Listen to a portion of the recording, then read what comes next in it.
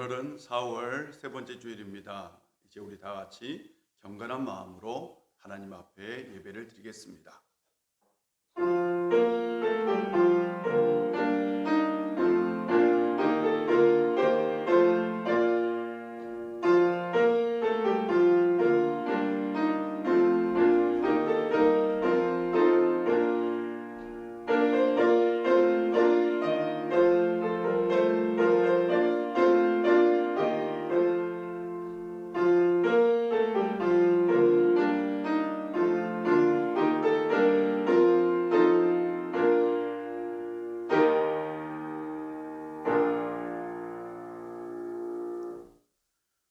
오직 여호와는 그 성전에 계시니 온 땅은 그 앞에서 잠잠할지니라 하시니라. 하나님은 영이시니 예비하는 자가 영과 진리로 예비할지니라. 아멘. 말씀으로 온 우주 만물을 창조하시고 지혜와 권능으로 이 세상을 통치하신 하나님, 우리의 마음과 뜻과 정성을 모아 하나님께 찬양과 경배를 올려드립니다. 만왕의 왕 계신 주여, 이곳에 오셔서 우리가 드리는 예배를 기쁘게 흠양하시고 홀로 영광을 받아 주옵소서. 오늘도 우리 은혜를 사모하는 모든 성도들에게 진리의 말씀을 들려주시고 상하고 찢긴 마음에는 하늘의 평안과 위로를 다하여 주시며 막혀있는 삶에 형통함을 허락하시며 불안하고 어두운 시대 가운데 승리의 노래를 부르며 살아가도록 믿음을 허락하여 주옵소서. 전능하신 하나님 아버지, 코로나19 바이러스로 인해 사회, 경제, 문화, 정치, 교육 등 모든 분야가 어려운 이때에 하나님의 자녀인 저희들이 더욱 겸손하고 섬기는 마음을 가지고 배려하고 베푸는 믿음의 사람들이 되도록 인도하여 주옵소서. 이로써 하나님의 영광을 나타내며 풍성한 열매를 맺을 수 있도록 인도하여 주옵소서. 성령이여, 오늘도 우리의 심령 가운데 함께하여 주옵소서. 우리의 구원자이시며 생명이신 예수님의 이름으로 기원하옵나이다. 아멘. 다 같이 사도신경으로 우리의 신앙을 고백합니다. 나는 전능하신 아버지 하나님, 천지의 창조주를 믿습니다. 나는 그의 유일하신 아들 우리 주 예수 그리스도를 믿습니다. 그는 성령으로 잉태되어 동정녀 마리아에게서 나시고 본디오 빌라도에게 고난을 받아 십자가에 못 박혀 죽으시고 장사된 지 사흘 만에 죽은 자 가운데서 다시 살아나셨으며 하늘에 오르시어 전능하신 아버지 하나님 우편에 앉아 계시다가 거기로부터 살아있는 자와 죽은 자를 심판하러 오십니다. 나는 성령을 믿으며 거룩한 공교회와 성도의 교제와 죄를 용서받는 것과 몸의 부활과 영생을 믿습니다. 아멘. 찬송가 88장입니다.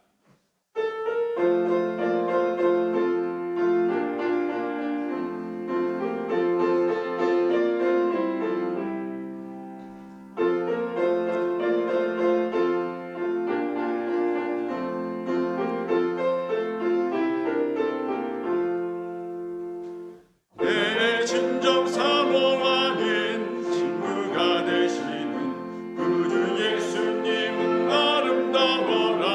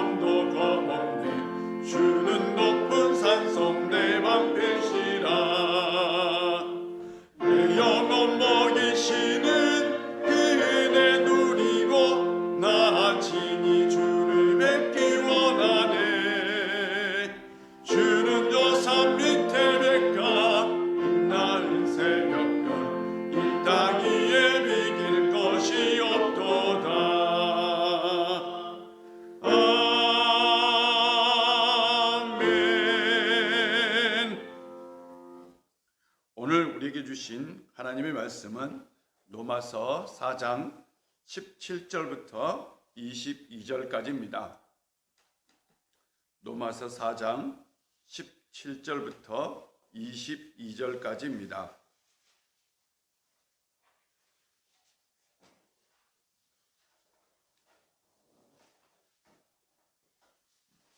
먼저 올해 우리에게 주신 하나님의 말씀입니다. 예수는 지혜와 키가 자라가며 하나님과 사람 앞에 더욱 사랑스러워 가시더라. 아멘. 오늘 우리에게 주신 하나님의 말씀을 봉독합니다.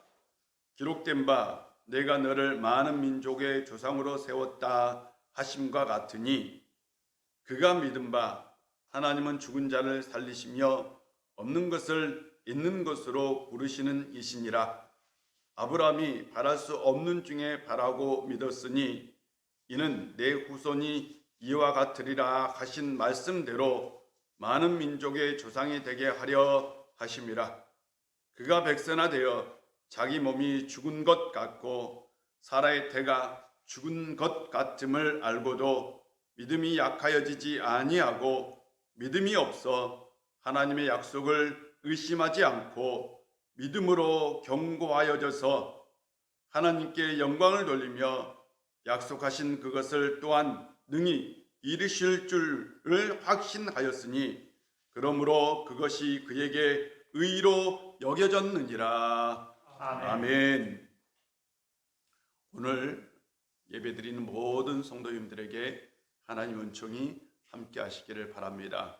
하나님께서 지금도 여러분 가운데 함께 하시고 여러분 가운데 역사하시며 여러분을 늘 이끌어 주시고 도와주실 줄 믿습니다. 지난 월요일 화요일에는 어머니 묘소를 다녀왔습니다. 어머님이 돌아가신 지 일주기가 되었어요. 또한 이 묘시를 좀 단장한다고 해서 다녀왔는데요. 가보니까 어머니 묘지는 다 이렇게 파헤쳐져 있고 그리고 나서 새롭게 꾸미고 있었습니다. 어머니는 문중 묘지에 이렇게 안장이 되어 있는데 바로 아버님 곁에 있는데 이 문중 모든 묘를 이렇게 새로 단장하는 일을 하고 있었던 거죠. 저는 어머니 묘 앞에서 속으로 이렇게 말씀을 드렸어요. 어머니 죄송합니다.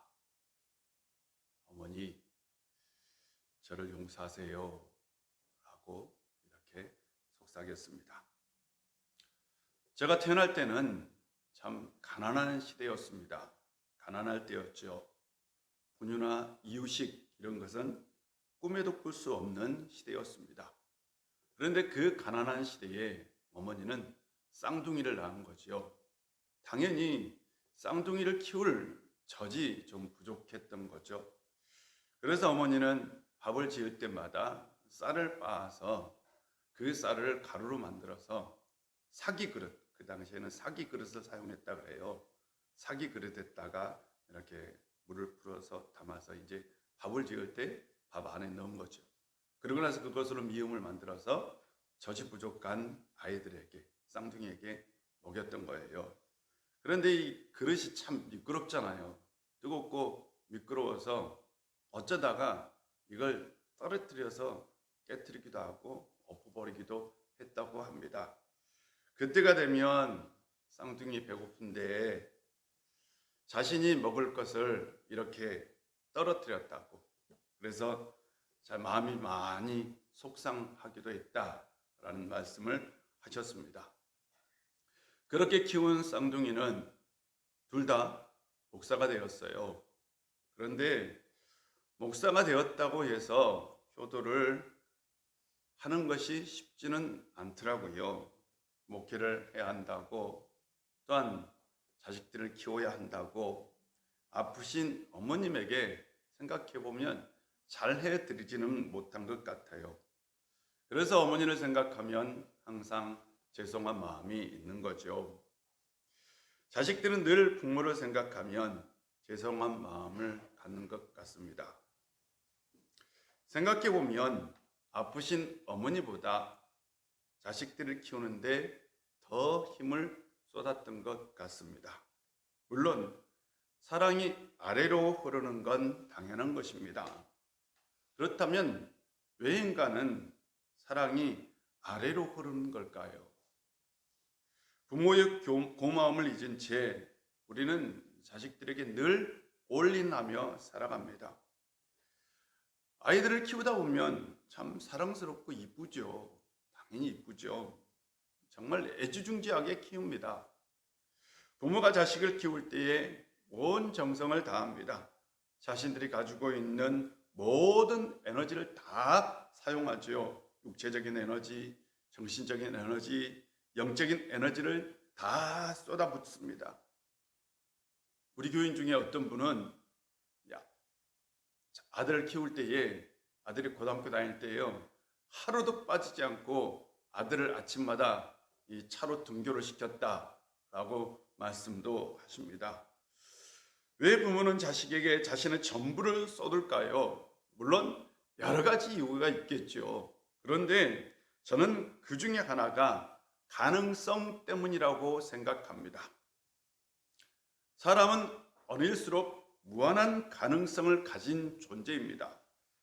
무한한 가능성이 있기 때문에 부모는 자신의 모든 것을 다해 쏟아부어서 자기의 자녀들을 키웁니다.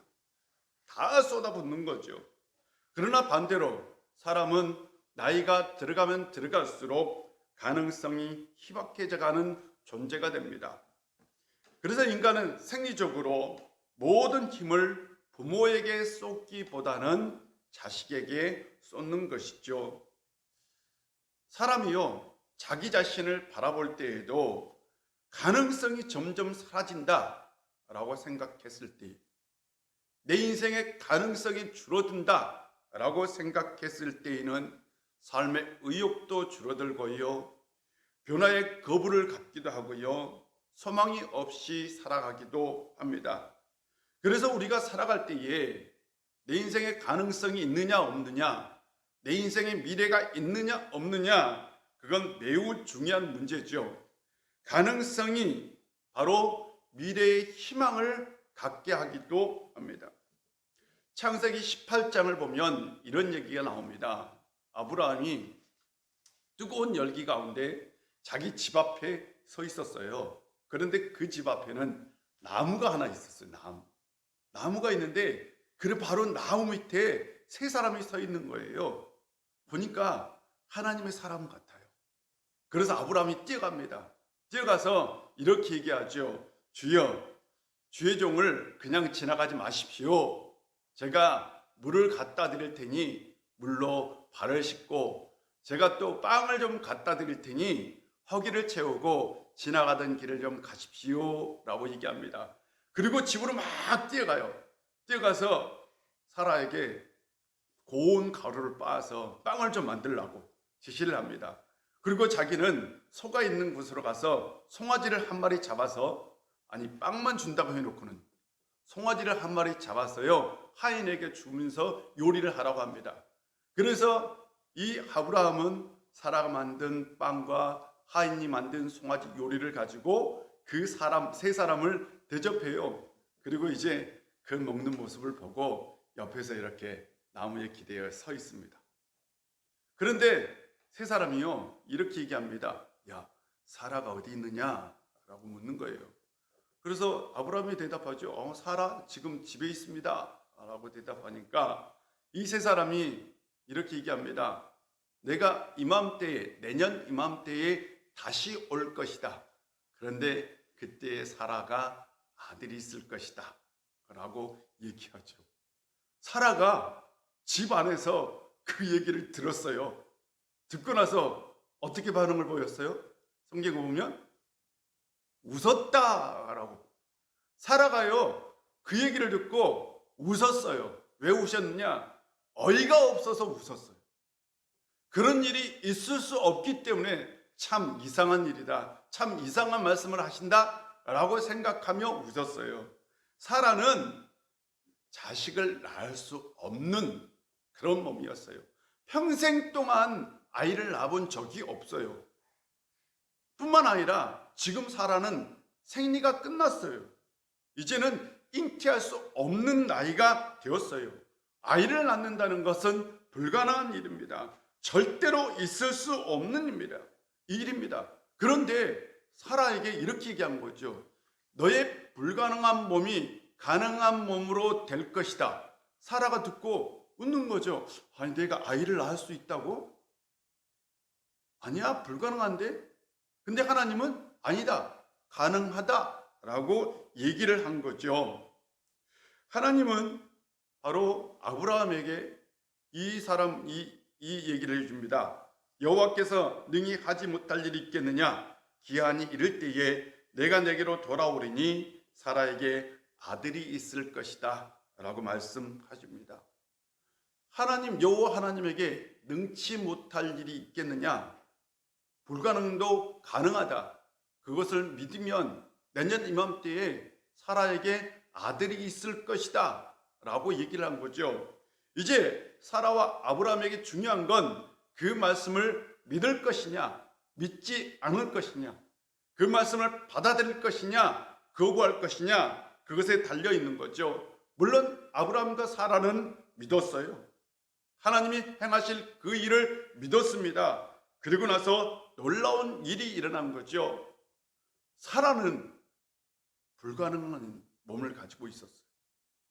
그의 미래도 불확실했습니다. 아니, 미래가 없는 삶을 살았어요. 그런데 하나님이 오셔가지고 너의 인생 가운데 보다 나은 미래가 있을 것이다 라고 말씀하신 거죠. 그리고 실제로 그 말씀이 이루어진 겁니다. 요한복음 3장 16절을 보면 우리가 잘 아는 말씀입니다. 하나님이 세상을 이처럼 사랑하사 독생자를 주셨으니 이는 저를 믿는 자마다 멸망하지 않고 영생을 얻게 하려 하심이라 라고 말씀하십니다.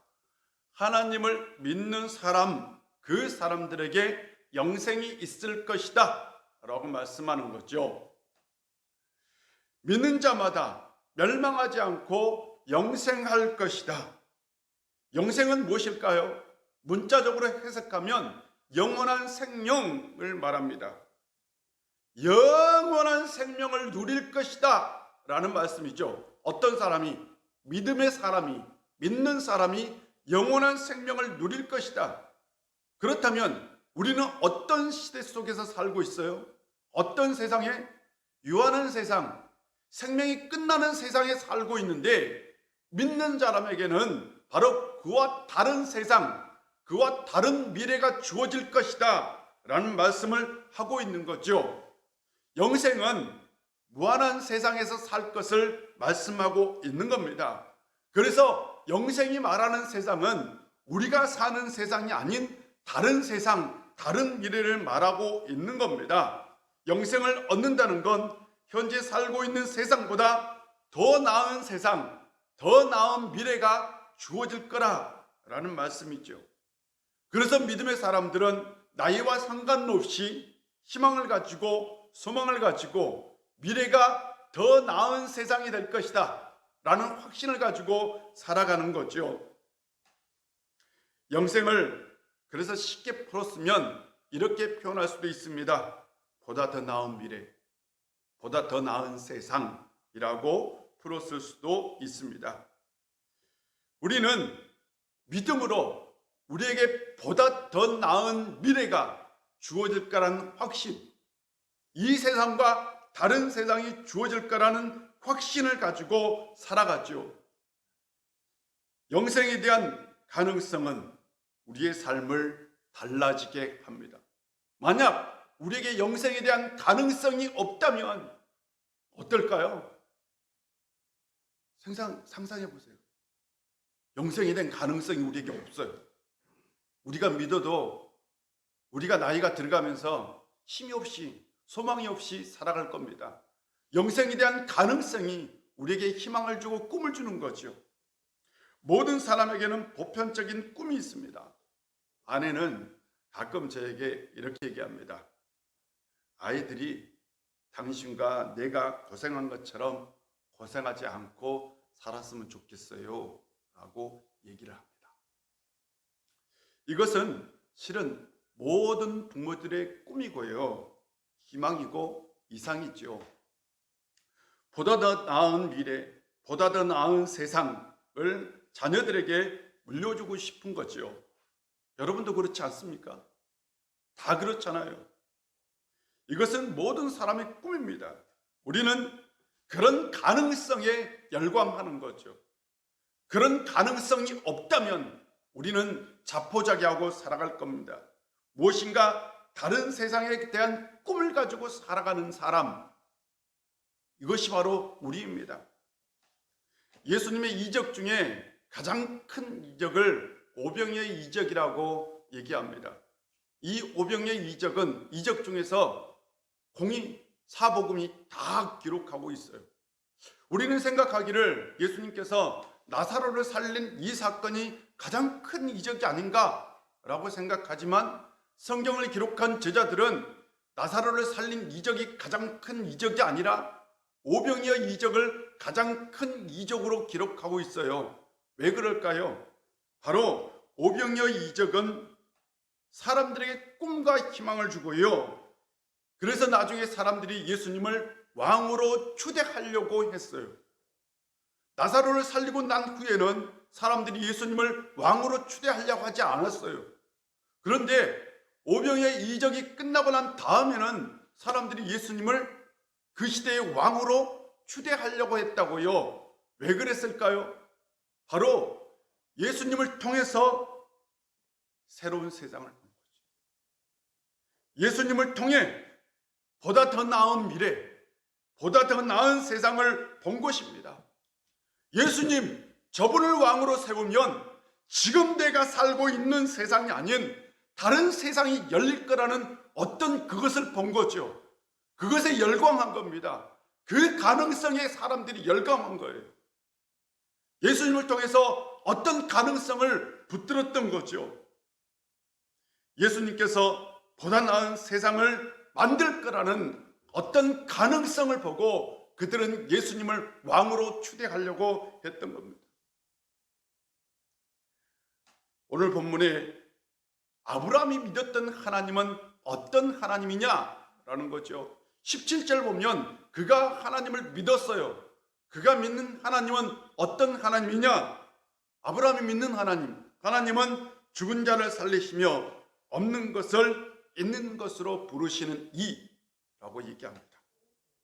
하나님은 없는 것을 있는 것으로 만드신 분, 죽은 자를 살리시는 분. 하나님은요, 불가능을 가능으로 만드신 분이다 라는 거죠. 여러분, 없어요. 없는 건 불가능한 거잖아요. 그런데 하나님은 있게 한대요. 가능한 걸로 만든다 라는 겁니다. 하나님은 불가능한 어떤 것을 가능한 것으로 만드시는 분이라 라고 아브라함은 믿었습니다. 하나님이 손을 대시면 100살 된 아브라함도 아들을 얻을 수 있고요. 90살 된 사라도 아들을 낳을 수 있다는 거죠. 이것이 바로 하나님의 능력입니다. 성도 여러분, 우리는 이런 하나님을 믿어야 합니다. 우리가 믿는 하나님은 불가능을 가능하게 하는 하나님입니다.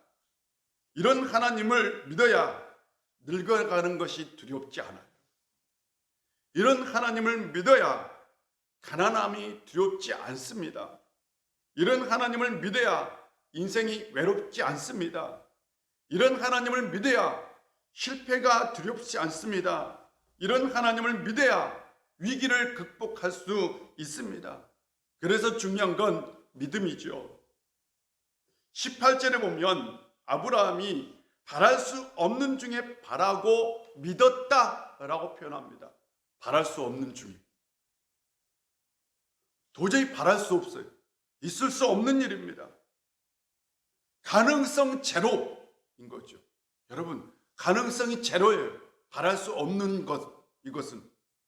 그런데 아브라함은 바랄 수 없는 중에 하나님을 믿었어요.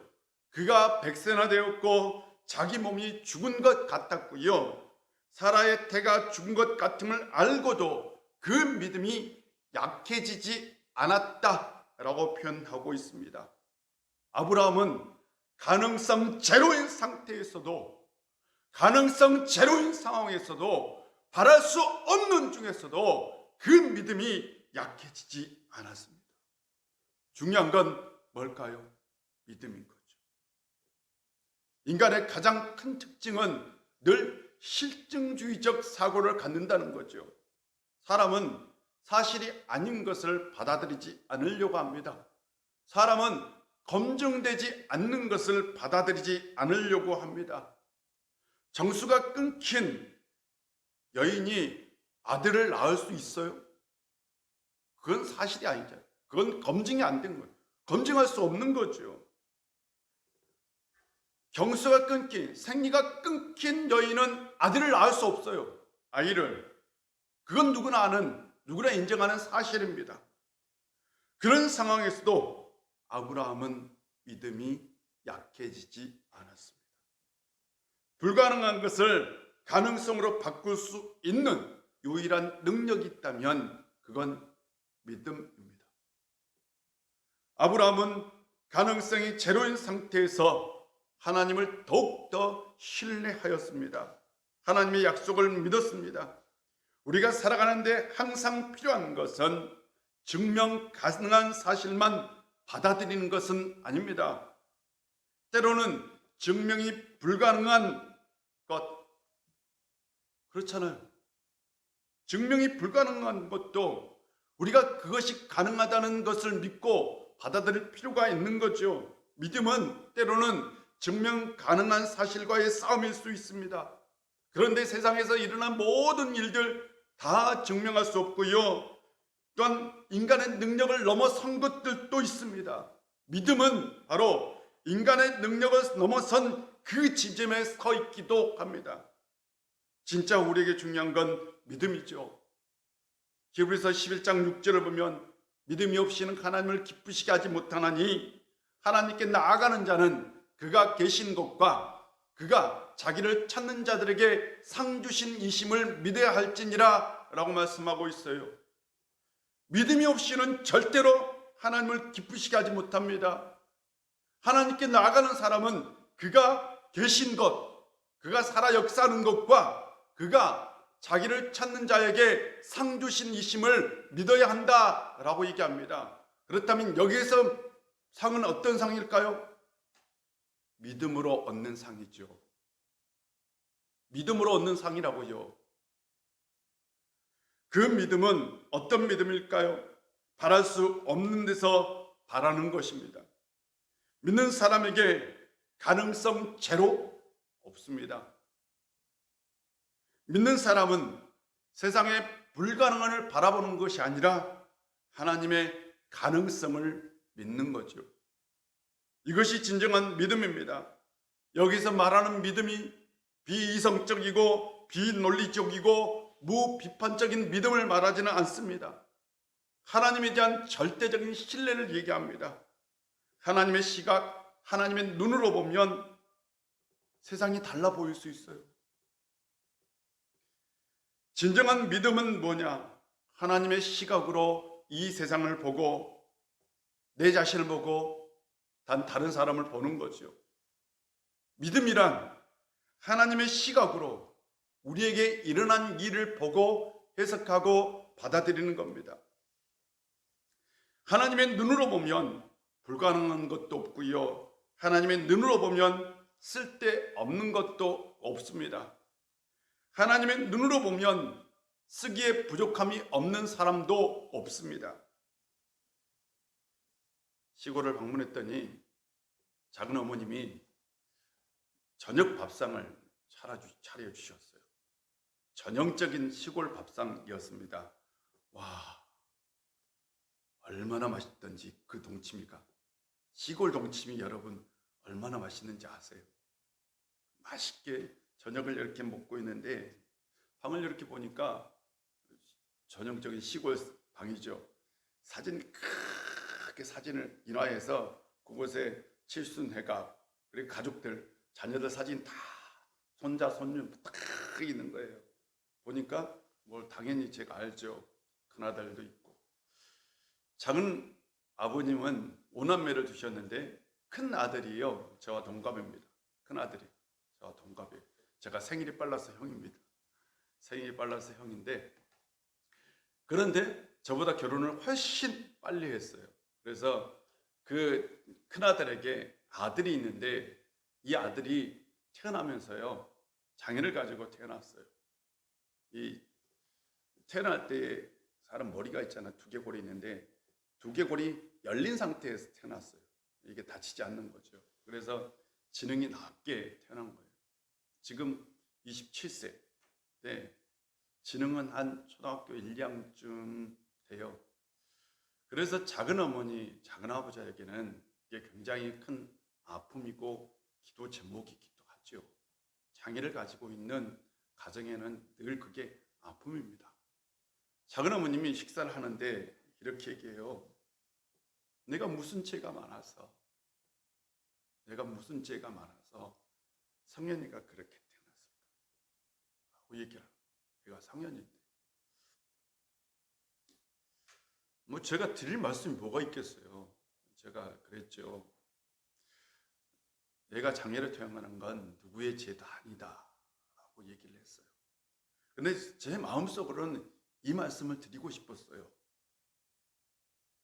작은 어머니, 성현이가 복이 될 수도 있습니다 라는 말을 드리고 싶었는데 참 그 말 이게 입에서 떨어지지가 않더라고요. 장애를 가진 손자, 분명히 할머니, 할아버지에게는 큰 부담인 건 사실입니다.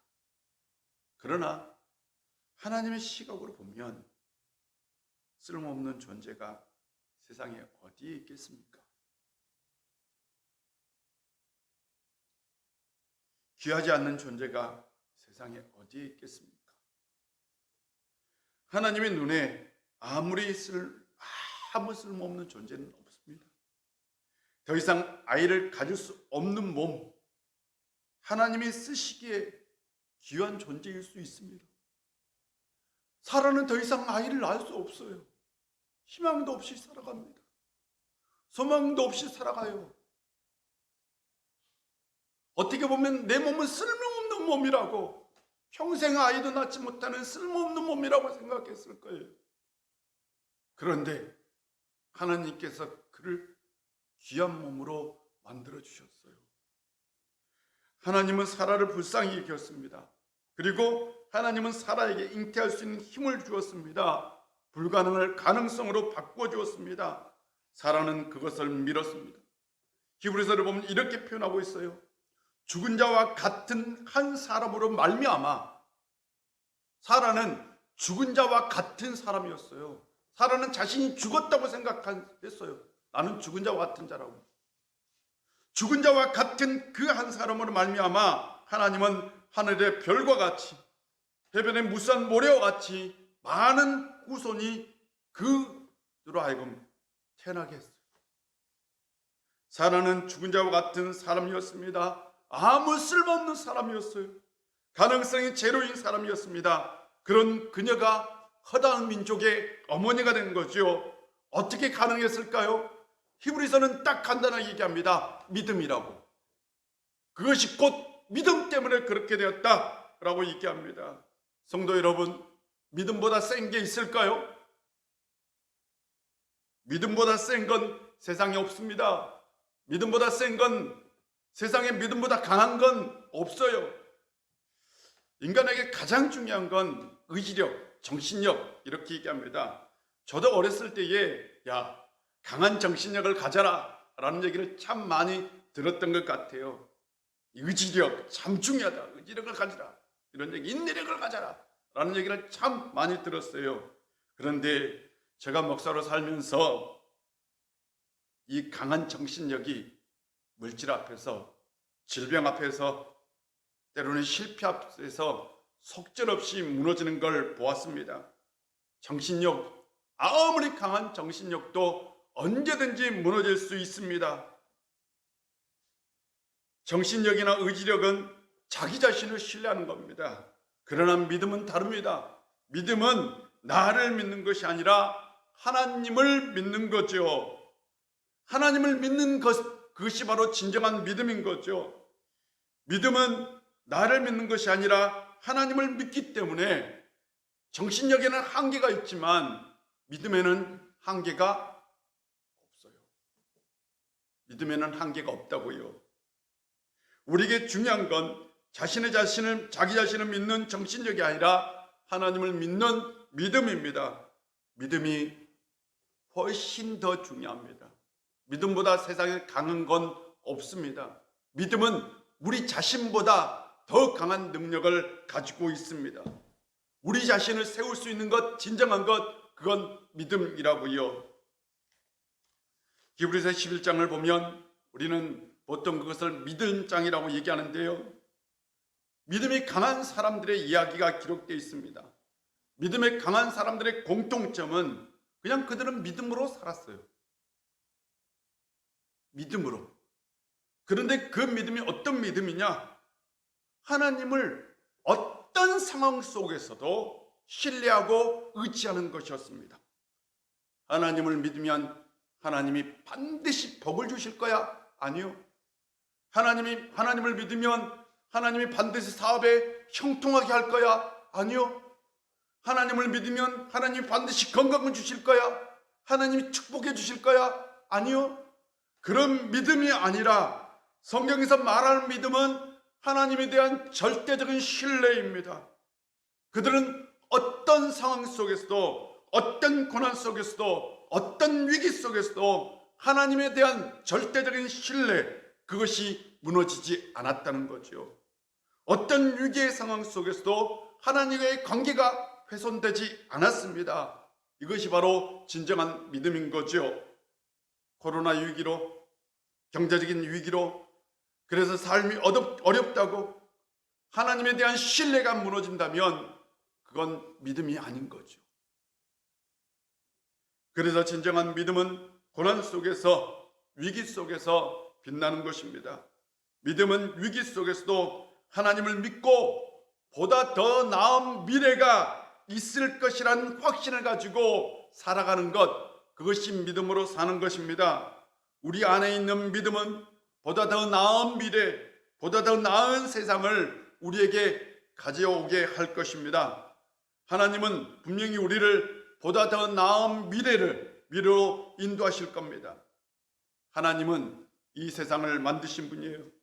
하나님은 죽은 자도 살리신 분입니다. 하나님은 죽은 자도 살릴 뿐만 아니라 없는 것을 있는 것으로 만드신 분이시죠. 그래서 하나님 안에서 불가능한 건 없습니다. 우리는 이런 하나님을 믿습니다. 그 하나님이 한 주간도 여러분의 인생과 함께 하실 겁니다. 그 하나님을 믿으십시오. 지금 우리는 위기를 맞고 있어요. 경제적 위기, 삶의 위기 가운데 살아가고 있습니다. 이런 시대에 우리에게 더욱더 필요한 건 하나님에 대한 신뢰, 하나님을 향한 믿음입니다. 그 믿음이 우리를 보다 더 나은 미래로 인도할 거라 확신합니다. 한 주간 믿음으로, 흔들리지 않는 믿음으로 살아가는 성도님들 되시기를 바랍니다. 기도하겠습니다. 아버지 하나님, 오늘도 우리 가운데 함께 해주시고 인도해 주셔서 감사드립니다. 아브라함은 바랄 수 없는 중에 바랬습니다. 아브라함은 하나님을 믿을 때에 하나님은 죽은 자도 살리시고 없는 것을 있는 것으로 바꾸신 하나님이라는 것을 믿었습니다. 아버지 하나님, 우리가 하나님을 믿을 때에 아브라함이 믿었던 그 믿음을 우리에게도 주옵소서. 우리의 삶 가운데 어려움이 닥쳐오고 또한 고난이 닥쳐오고 위기가 온다 할지라도 하나님의 능력을 신뢰하고 믿을 때에 우리의 삶 가운데 보다 더 나은 미래가 주어질 줄 믿습니다. 아버지 하나님, 하나님을 향한 절대적인 신뢰를 가지고 이 세상이 준 이 어려움들을 다 이겨낼 수 있는 우리 우일의 모든 성도님들 되게 하여 주옵소서. 예수님의 이름으로 기도합니다. 아멘. 찬송가 490장입니다.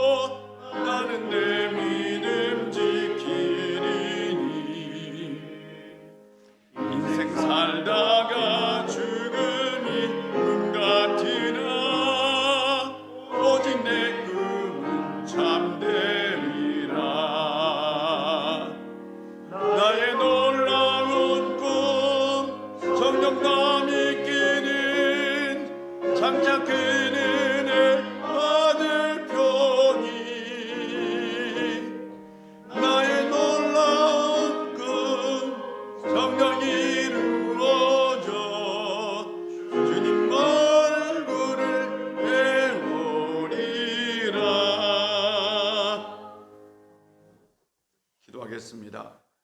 하나님 아버지, 오늘도 우리를 이렇게 주의 예배의 자리로 인도하여 주셔서 하나님 앞에 찬송을 드리고 하나님의 말씀을 들을 수 있도록 은혜 주셔서 감사드립니다. 한 주간 살아갈 때에 믿음에서 믿음으로 살 수 있는 저희들 되게 하여 주시옵소서. 또한 이 시간 주님 앞에 나올 때에 빈손으로 나오지 아니하고 정성껏 예물을 준비하여 가지고 나왔습니다. 이 예물을 받아주시고 흠양하여 주시옵소서. 코로나19 바이러스 사태로 인하여 세계 경제가, 우리나라 경제가 많이 어렵습니다.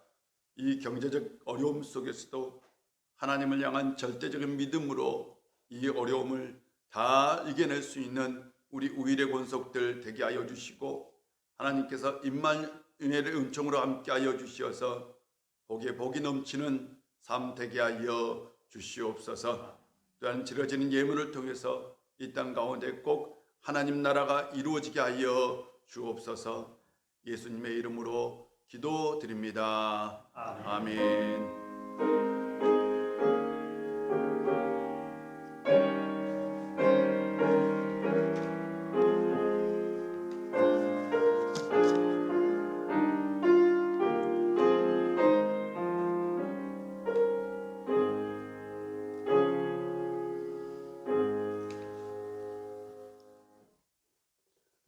교회 소식을 전해드리겠습니다. 2020년 믿음으로 기도로 하나님의 은혜를 체험할 수 있는 성도님들 되시기를 바랍니다. 다음 주일 예배는 교회에서 드립니다. 그래서 부활절 예배로 드리도록 하겠습니다. 여러분들이 오실 때에 마스크를 꼭 착용해 주시고, 그리고 나서 들어오실 때에 반드시 이렇게 손소독도 해주셨으면 좋겠고, 혹시나 열이 있거나 감기 증세가 있다면 우리가 영상으로 예배를 올릴 테니까 집에서 예배를 드려주셨으면 꼭 좋겠습니다. 고난주간 특별 새벽 기도회도 같이 하고자 합니다. 내일부터 할 텐데요. 내일부터 토요일까지 있을 예정입니다. 여러분들 이것 또한 영상으로 같이 올리려고 합니다. 혹시 교회 나와서 예배를 드리지 못한다면 집에서 예배 드릴 수 있겠습니다. 내일 새벽 5시 반에 특별 새벽 기도회가 있습니다. 오후 찬양 예배, 수요 예배, 금요 예배는 코로나 사태가 진행되는 것을 보면서 차후에 당회에서 결정해서 여러분들에게 공지하도록 하겠습니다. 이번 주에도 하나님께 드려진 예물 혹시 송금을 하시든지 아니면 다음 주에 예배 드릴 때에 같이 드려주시면 되겠고요. 다음 주일날 예배 드릴 때는 부활절 감사헌금도 있다는 것 꼭 기억해 주셨으면 좋겠습니다. 나머지 혹시 공지사항이 있다면 교회에서 문자로 여러분에게 발송해 드리도록 하겠습니다. 우리 다 같이 마지막 축복 찬송 하겠습니다.